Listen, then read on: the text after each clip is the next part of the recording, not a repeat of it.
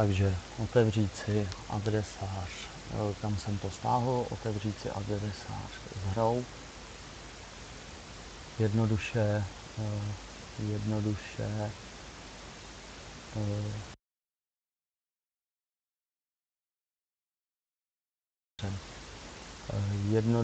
si rozbalíme pomocí WinRARu.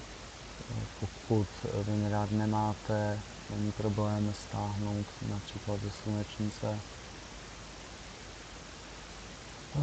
Kam pak jsem to dal?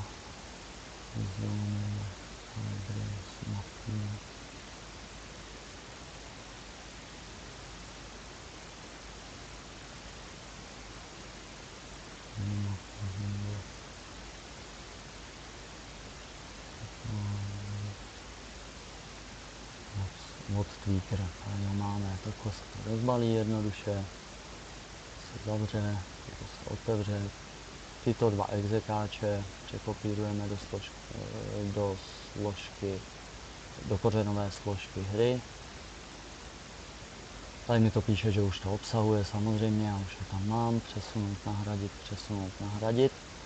Důležité, jako první spustíme Water Impact, rozbalovací soubor.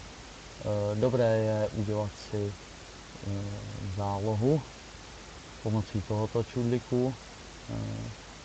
Rozbalíme pomocí tohoto, já rovnou rozbalím, už to rozbalené mám.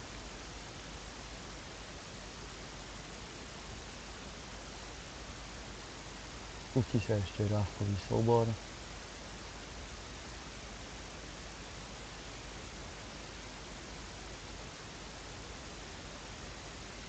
On nahlásí, že bylo hotovo. Zavřeme. Nyní můžeme spustit od tweaker. Zde zadáme adresu, kam jsme hru uložili. Defaultně je to C, Games, World of Tanks, já to mám D, hry WOT, OK, zadáme Enter a zde potom můžeme jednotlivé efekty povypínat. Pro maximální FPS zakážeme všechny.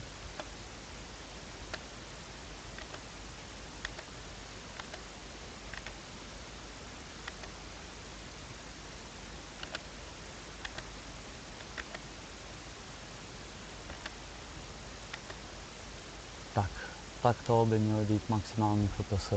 Pro nejhezčí hru všechny povolíme.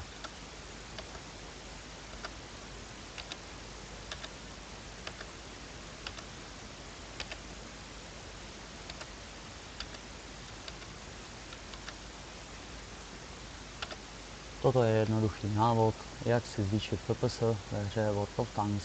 Díky, že jste sledovali můj kanál a příště se zase uvidíme u nějakého lehkého návodu.